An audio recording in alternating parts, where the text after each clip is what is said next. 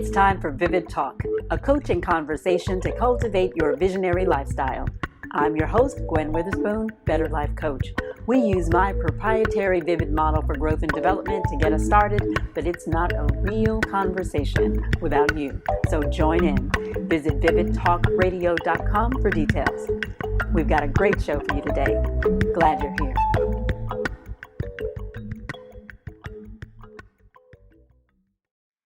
Welcome to Vivid Talk. I'm Gwen Witherspoon. Today's episode is brought to you by Real Weight Loss and Wellness, and it's a prelude to the new season of Vivid Talk. New co-hosts, new focus, new episodes, all slated for this fall. Today, however, I'm all alone in the studio giving you an introduction to an impromptu conversation with Dr. Jada Moore-Ruffin. Every time I listen to it, I'm reminded of why I asked Dr. Jada to co-host Vivid Talk with me in the first place. But before we get started, let me tell you how you can join the conversation. Post your comments, share on social media, visit vividtalkradio.com to start a Coach on Call chat. Now, I went to Dr. Jada's offices at Real Weight Loss and Wellness for a meeting. And as usual, a simple question turned into a 30-minute visionary exchange. I asked how she was doing. She replied that she was tired of the struggle, and that quickly led to a discussion of the effects of trauma in business and in life. We decided to start recording when I was in the middle of talking about the trauma of cutting off the end of my thumb with a paper cutter. Ouch. Let's listen in. Okay, but yeah, so here I am. My thumb comes up slow motion in front of my face. It's flat. I'm walking away thinking I need help, and then I think, you should go back and get your thumb. I go back, I pick it up. I literally put that piece of skin that about a quarter of an inch I had cut off on the top of my head, and I'm walking. At this point, I still feel no pain. Yeah. And I go to my boss's office, and she was standing there talking with somebody, and I stood there and I said, "Excuse me."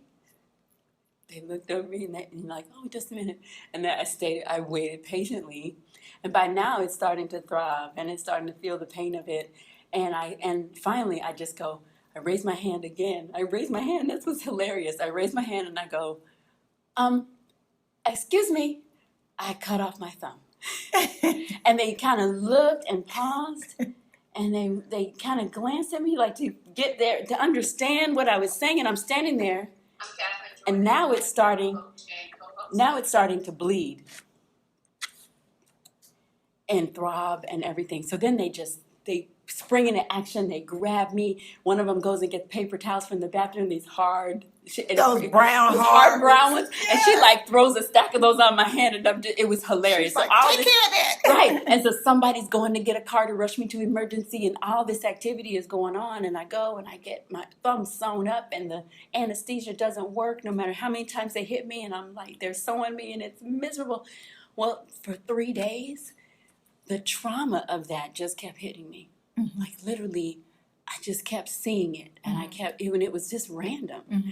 And that's what he was talking about, is whatever the trauma is that you've experienced, emotional, spiritual, physical, you have to come out of the situation where you're constantly experiencing it. I had the same situation when I was married to somebody who was verbally abusive. He was mildly physical abuse, but mostly mental. I mean, mostly, and it was verbal. And I literally spent my days just trying not to be yelled at. Mm-hmm. And then when I came into my next relationship, with my current husband, I just kept, like, he would look at me and I would go, "What?"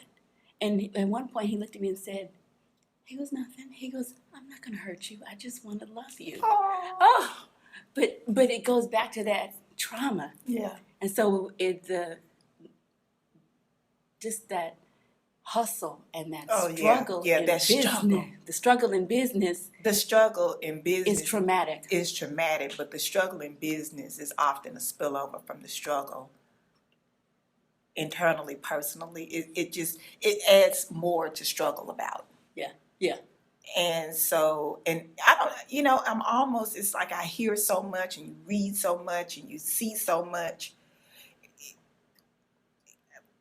Probably one of the things is almost like normalizing struggle to a certain extent so that there's a level of acceptance. Okay, everybody struggles. Right. Well, everybody's struggling. Everybody's right struggling. Now. Everybody's fearful. Everybody's, got this going on. Everybody's not sure if this is going to take off like everybody's it should. got relationship situations. Everybody's got something going on. So let's just make the playing field level. Yep. So now, that being said, in spite of, what next? Well, but everybody, this is the other thing, is it's one thing to acknowledge that everybody is struggling, but you're not dealing with their struggle. You're dealing with your own. Dealing with your own. So that's, dealing with your own. So it's just learning how to cope in the middle of all of our situations with our own thing. And as an entrepreneur, it's a day in, day out. And if we allow the financial struggle, the people struggles, if we allow all that stuff to just be internalized, and it traumatizes you. It is trauma. To the point where you cannot function and you can't focus. And you cannot move forward. And when you do, it's baby steps versus, and we're all going to have baby steps at certain points. But again, I think it goes back to what I said earlier is, how do you strike out? Like, what's your mindset when you strike out? You could even think about back in the college days, when you struck out leaving to go to college, didn't cross your mind that it wasn't going to work out. You didn't know to think that people get sent home. Well, people don't. No idea. You have you're like, I'm leaving here.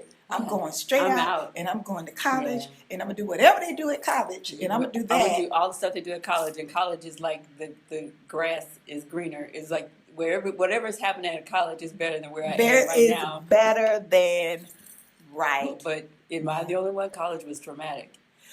College was not traumatic for me, but it was the next level of hustle. No, it was traumatic for me. I had spent all of high school doing well. All of elementary and high school doing well and making amazing grades and everything. And I was an honor student and had no idea what failure looked like, quote unquote, right? Yeah. I mean, of course I had failed, but I didn't understand what that was. Yeah. Because high school was like, they tell you what to study, you fill out that form, and you turn it around, and they tell you what's on the test and all of that. So no one ever prepared me, even though I was an honor student, no one ever prepared me for real study and real school. Mm-hmm. So when I went, that was traumatic. And then where did you go to college? Drake University. In Des Moines, Iowa. From Anchorage, Alaska to Des Moines, Iowa.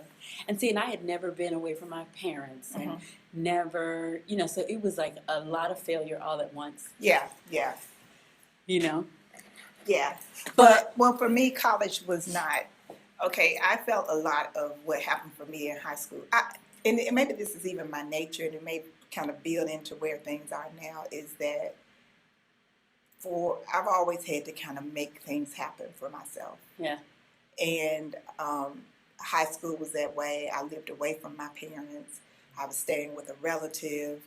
Prior to high school, in that scenario, I was living with my father, helping to raise my younger daughter. My mother had gone to another state. Oh, your younger sister, you mean? Yeah, my youngest sister. So, it was making it. And when I went to college, all I remember thinking, I don't remember a lot of it, but all I remember thinking is, there is no room for error. Whatever this college thing is about, you must do it. You got to win at it. So, whatever I didn't know, I knew that I had to find it, figure it out, and I had to win at it, because everything is on the line, because there's nothing else to go back to.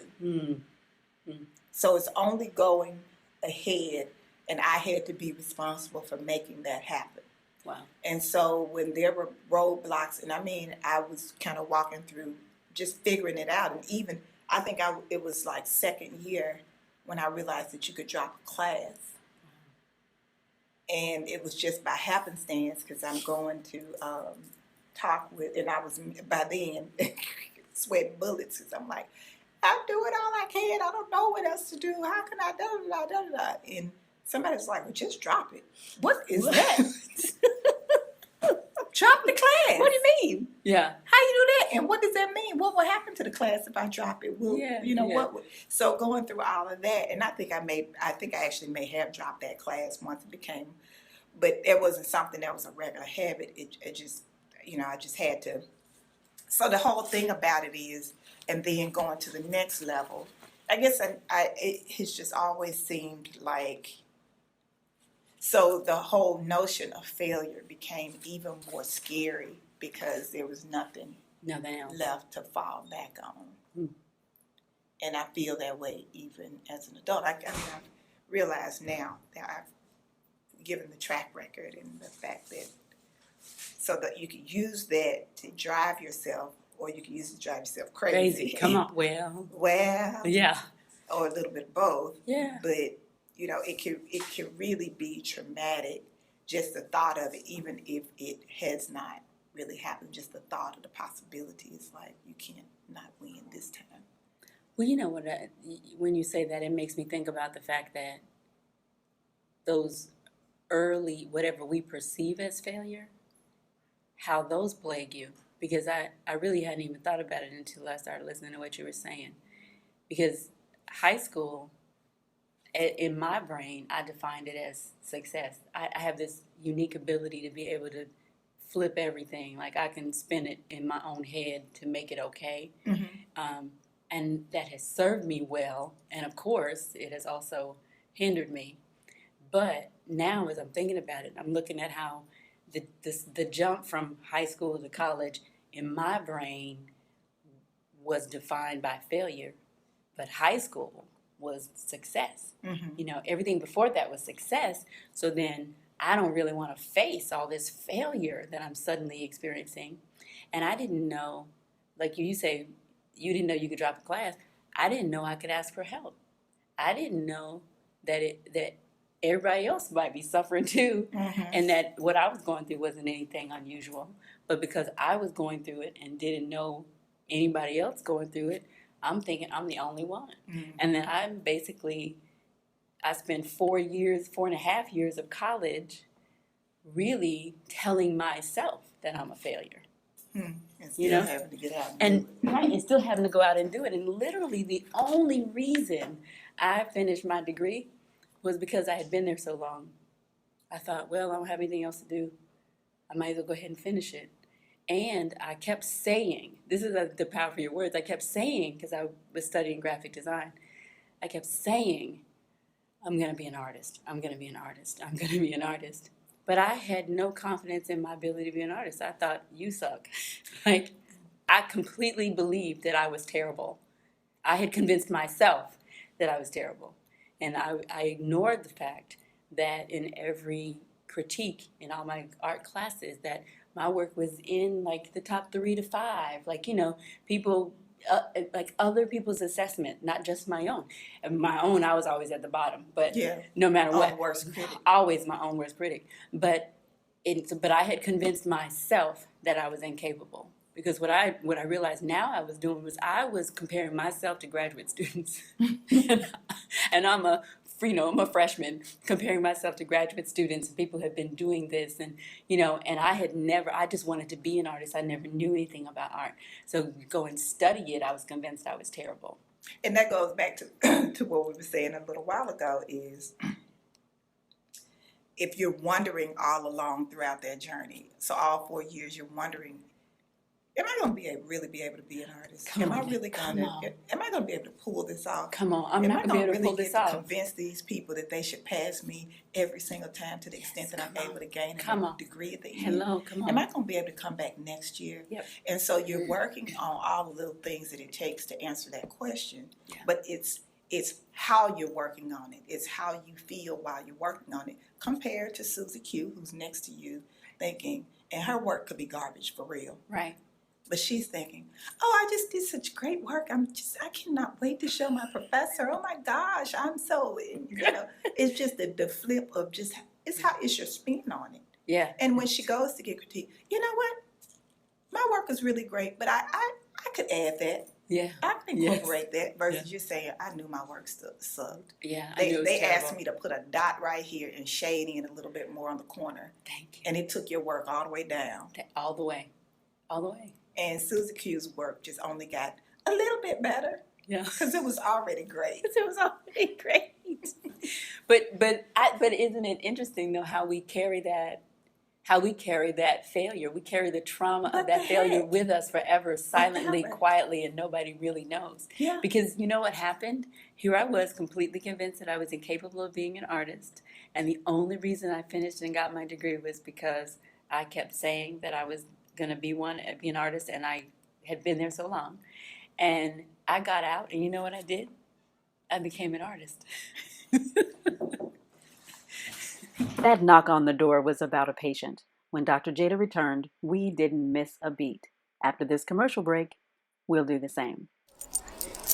Whew, sorry I'm late, but I was coming from a doctor's appointment. What doctor? Are you okay? Oh, yeah, just Real Weight Loss and Wellness. It's a new medical weight loss practice. I was just about to say, I've never seen you look better. What's the secret? It's real. My best friend turned me on to it.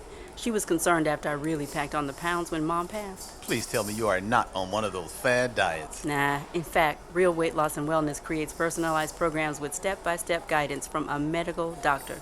Dr. Jada takes the guesswork out, makes it simple, and I learned that losing weight doesn't have to be hard.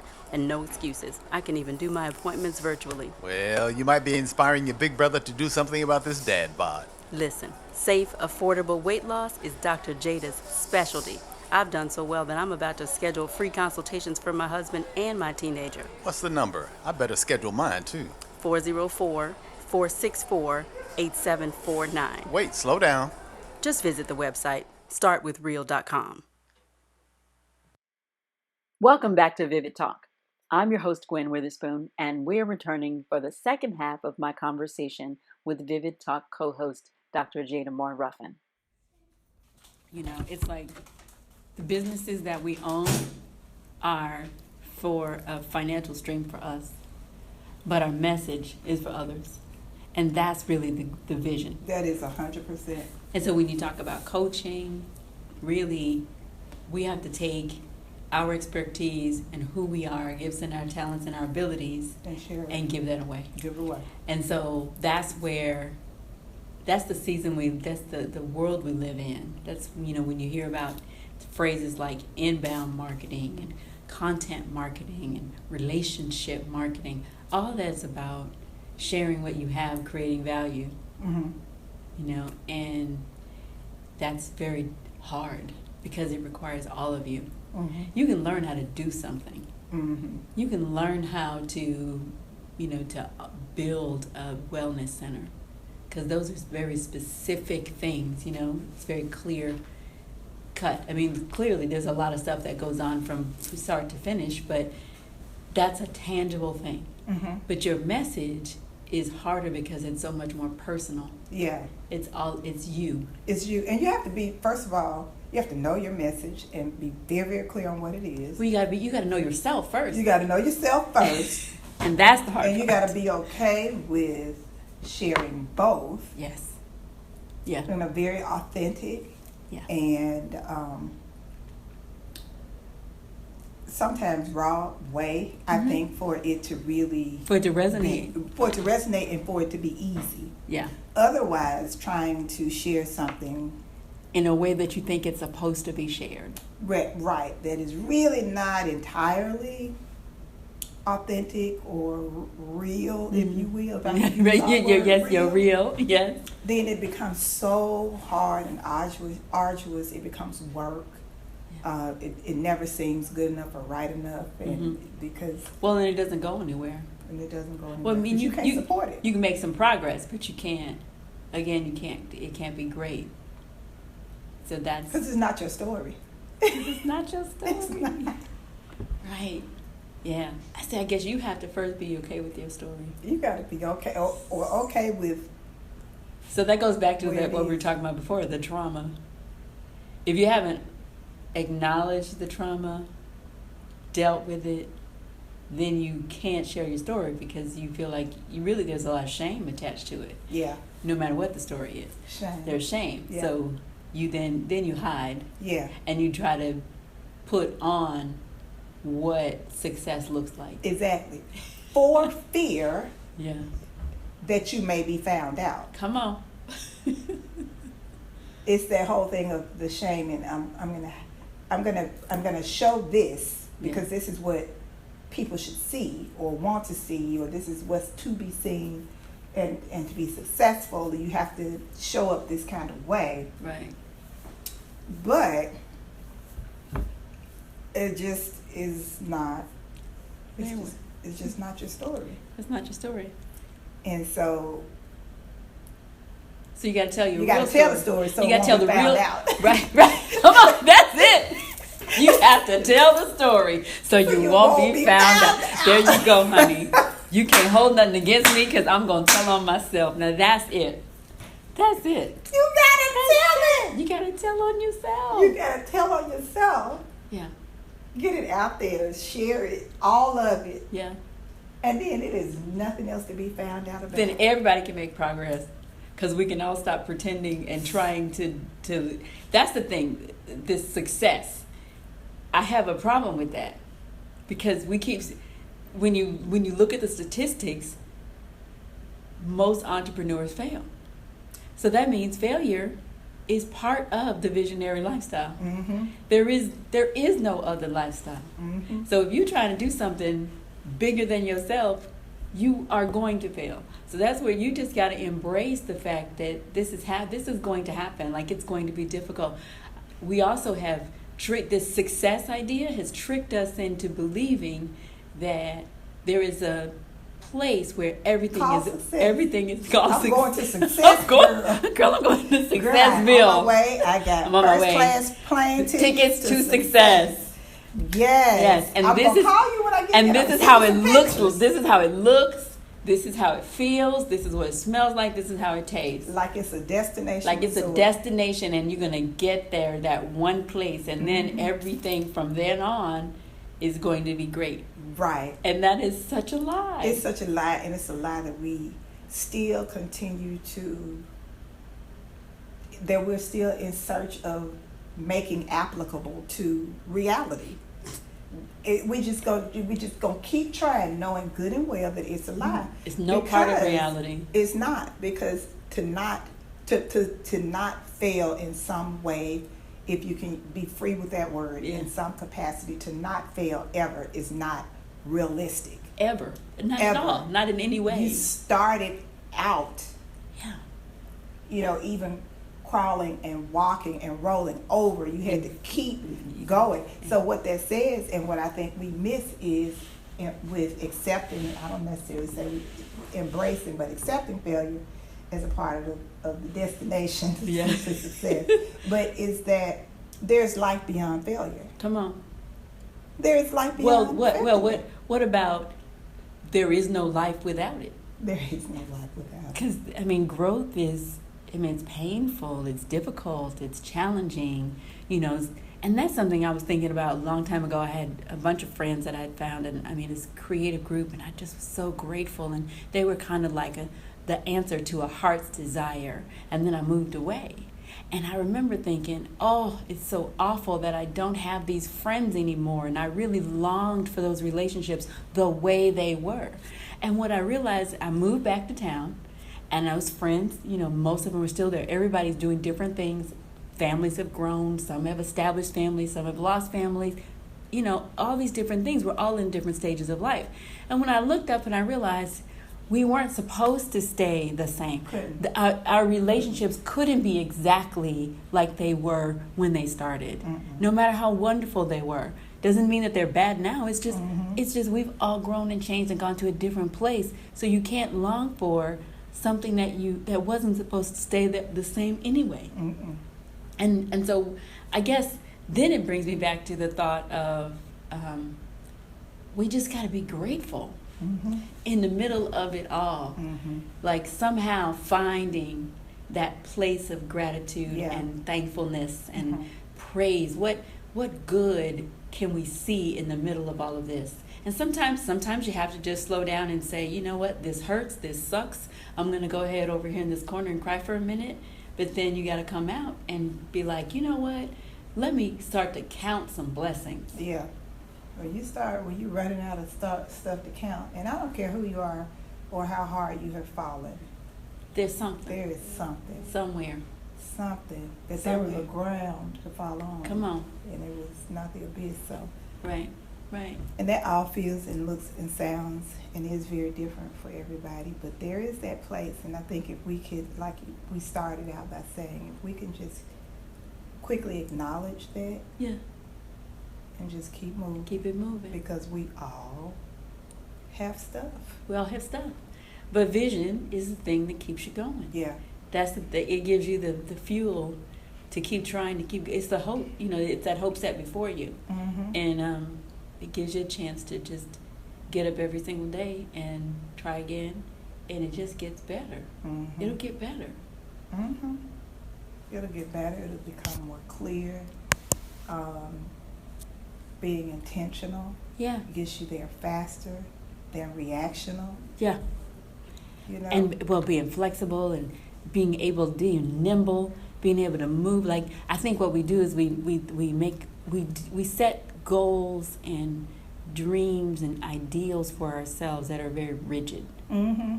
I want a husband, he's got to be this tall, this color, has to have this much money, be in this field. You might meet somebody that doesn't meet any of those criteria, and it's exactly what you really needed. Yeah. That you didn't know you needed. So it's like, we can't say, I think you have to set goals, but you also have to just generally decide on a series of things that matter, core values that you're not going to stray from, and let all the other stuff kind of fall. Let the universe help you, support you. Come on. Be there with you, exactly. And work with it instead of you working against you trying to make everything happen. That's like, there's a difference between a hustle and just trying to willfully struggle. Right, thank you. A hustle and a struggle. Really, there's a big difference. Yeah, there's a big difference. Yeah. And when we stop struggling and striving, it doesn't mean that there's no press, that there's no exertion. Right, and that's the hustle. The hustle is, it's movement. Yeah. It's engagement. It's function. It's adapting. It's doing what you got to do, as they say. And really, hopefully, going out into the earth, saying, you know what, I can change some things. I can make some stuff happen. Yeah, I think something good's gonna be for me today. Exactly. I think the struggle is that mental stuff, that mindset, and that's where your struggle can even impact your hustle. Yeah. Yeah. So that's our first episode. Thanks for listening to Vivid Talk Radio, a coaching conversation for visionaries. A special thanks to our sponsor, Real Weight Loss and Wellness. Visit vividtalkradio.com and read our blog on today's topic. Join the conversation by speaking your mind, posting your comments, sharing in social media, and tagging @VividBrands.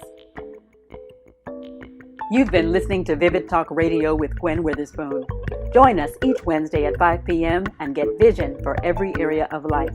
Visit vividtalkradio.com for more. Until next time, make it vivid.